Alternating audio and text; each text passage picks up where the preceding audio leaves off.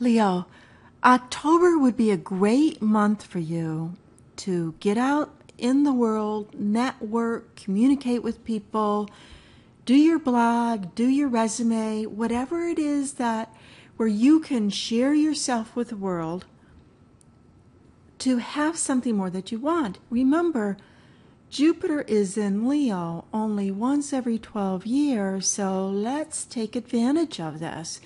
And the month of October, with Mercury going retrograde, it starts in Scorpio and then it spends a long time in Libra, which is a perfect sign for you to talk with other people, connect with other people, do some writing, learn something that can hone your skills to a new degree. It's extremely advantageous for you. Mercury goes retrograde on the 4th and it goes direct on the 25th. And you take in the shadow energy, it's the whole month. So a whole month of being able to, if you think of it this way, it's like, let me tell you about myself. Here I am. This is what I can do. And this is what I'm learning to do. There's still more about learning for you. And breaking free from the old ways of thinking and breaking free from anything that you feel has been holding you back or controlling you from not being able to expand more in your life. The full moon eclipse on the 8th of October highlights this really powerfully. So here's this time frame for you to be out in the world and look at the doors that could be opening up in the world in general. And see, it's up to you to walk through them. It's up to you to, they may be unlocked, but you need to push them open and walk through that pathway. And this month, this eclipse can highlight where you might have felt stuck in the past and what you still might have a shift in your thinking, have a shift in your belief system. And in that shift, there can be an awareness of, oh, I'd like to learn this, I'd like to do this, I'd like to go different places.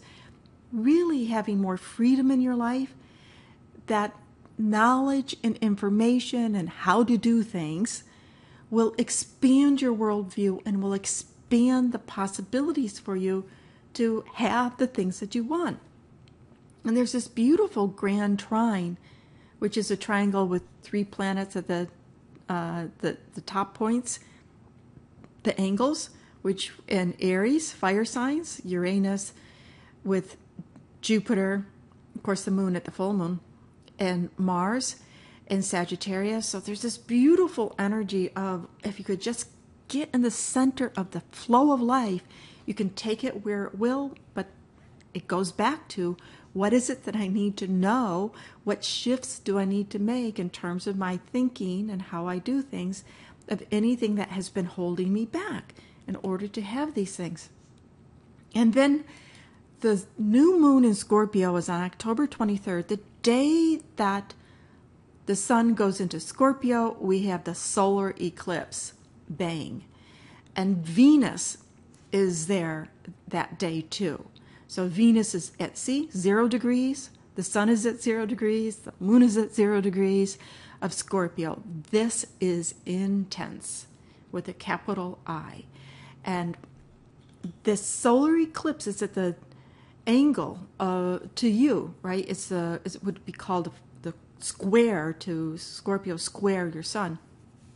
And that means that you are at this point in your birthday cycle to figure out what needs to be done in order to manifest.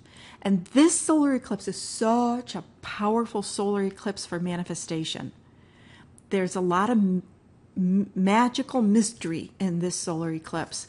That is because Venus, Sun, Moon are at an angle with Jupiter and Pluto that's called a quintile, which is a creativity aspect. In astrology, you take the circle, you divide it by different numbers, you get aspects. The circle divided by 5 gives you quintiles. It's a pentagram. It's a mystical symbol, very creative symbol. So there's a lot of creativity, and you're a Leo anyways. There's innate creativity within you.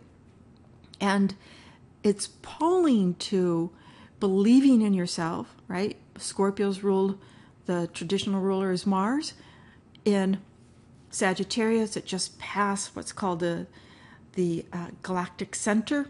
So getting centered where your higher purpose, your higher self is going, and getting in touch with what makes you passionate in life, why you want to live, what you want to live for, what's most important to you, what you truly love. Very strong. And because of this, the solar eclipse has such this urge of creativity in it, of manifestation in it, extremely conscious to pay attention to what it is you want to create in your life. And I've mentioned this in the other sun signs because it's so important to mention again. This solar eclipse has so much punch in it that what we are thinking, what we are feeling around the eclipse, around October 23rd, whether we want it or not, it will come back to us. So be very conscious of how you feel and how you think, because you're sending that message out to the universe this is what I want to create. So be conscious of it. Get in touch with what you value the most, what brings you that intensity of joy and passion of, yes, this is what's important to me. This is what I want to live for. This is what I want to be known for. And send it out there. Send that message out. And remember, the creativity is also for you coming into with thinking and communication and adding on to your body of knowledge and shifting. Just doesn't have to be that huge, but making some shifts in your conscious awareness and belief systems.